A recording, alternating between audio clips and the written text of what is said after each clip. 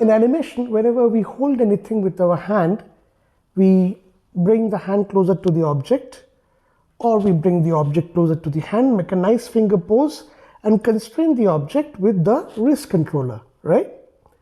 But there's one small thing which we tend to miss out, and that is called the grasp. Like, there's a difference between touching an object and holding an object. The grasp is to show the effort of the fingers which are actually holding the object tightly. So in the following chapter, we will see what exactly is this grasp thing. This is the model which we are going to use.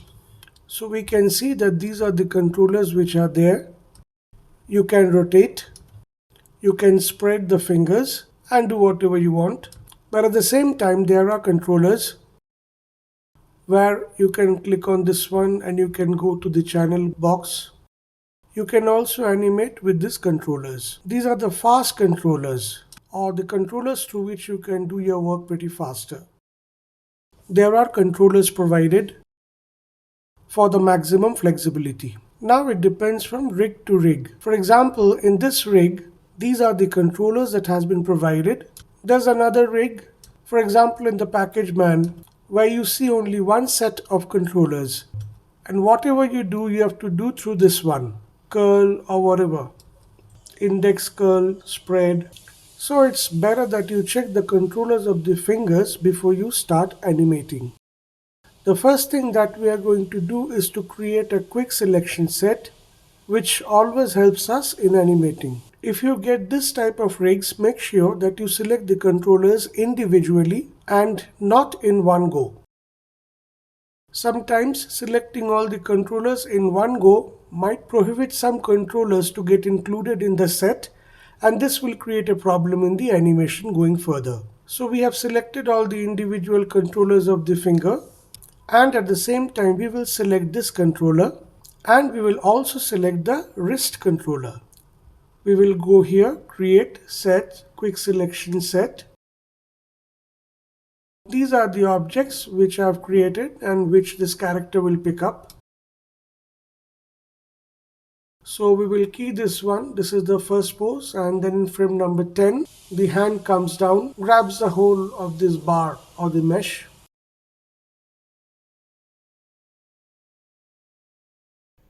So here we are almost touching all the fingers on this particular object. So here also we'll make a key. So the hand is here, it comes down and holds this one. We have to keep a couple of frames hold before we take it up, because immediately coming and taking doesn't make sense and it looks very floaty. So naturally the second thing is that hold this controller of the wrist and select this one, constrain, parent constrain, you constrain it. We make a key on this one, and here the blend parent will be 1, and here the blend parent will be 0. So the hand comes down, holds it, there will be a couple of frames hold, and then the hand will again go up. It will go up. So this is how we do the animation.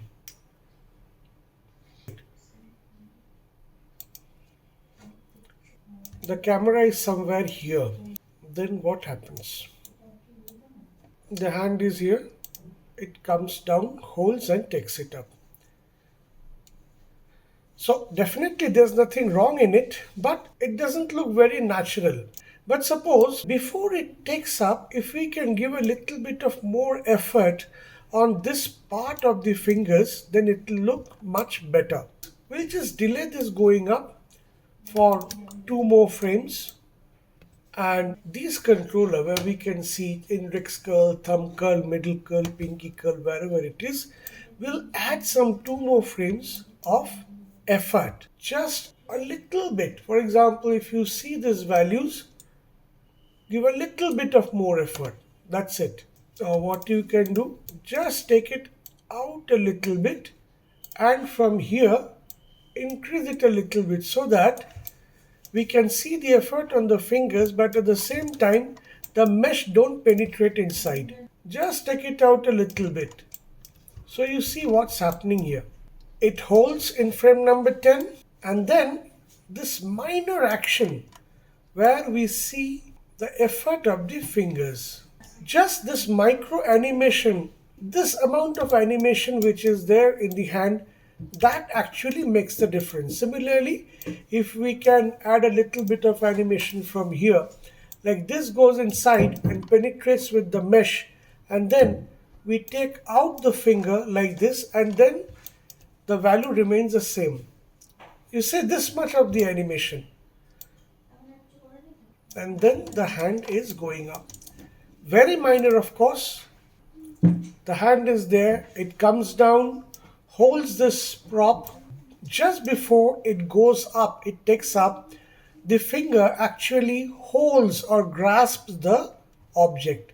So here the fingers are not just merely touching, but it is grasping and it is trying to hold this object with its maximum effort. But of course, if the camera is something like this, then you hardly see anything. This 2 frames or 3 frames of extra effort adds that spice in your shot. Interesting, right? Good. Let's check out another example. So this is the first frame, and then in frame number 10 it will come down and hold this bottle. This is how the hand is coming down and holding onto the bottle. 2 frames hold, 2 more frames again it will be there, and then it will take up. So the finger values we will keep the same. So it comes down, holds the bottle, and from 12 to 14, or maybe you can start a little bit earlier regarding this grasping of the bottle with the fingers. 12 to 14, this curl we are increasing a little bit more. You see 12 to 14, how much is it going? But suppose if you increase the curl, then the mesh is getting penetrated inside the bottle, which ideally should not be. Just to avoid it, and also to show the effect on the grab, what we will do is, since the mesh is penetrating due to the increased value of this curl, so now individually we will go and adjust the fingers a little bit. So it is a balance. The overall controller is making the fingers penetrate the mesh, and the individual controllers are trying to avoid it. This extra 2 frames of effort might give your animation a little bit of more edge over the others. But say for example, if the camera angle is this, that is the far or even mid, then also this thing is not that noticeable. But it is only if the camera is focusing on the hand for some reason or some specific reason, if this, due to the requirement of the shot, so then this amount of extra effort that you are giving, that would make a difference. So guys, hope you understand the scope of this grasp thing. It is not necessary that you have to use it every time, and I suppose in long camera angles or in mid angles you don't need to. But if the camera is pretty close to your fingers and you really want to show the intricate details, then I suppose you can use this grasp thing. So that's all from TechMech today. So we'll see you sometime later with some more interesting. Bye.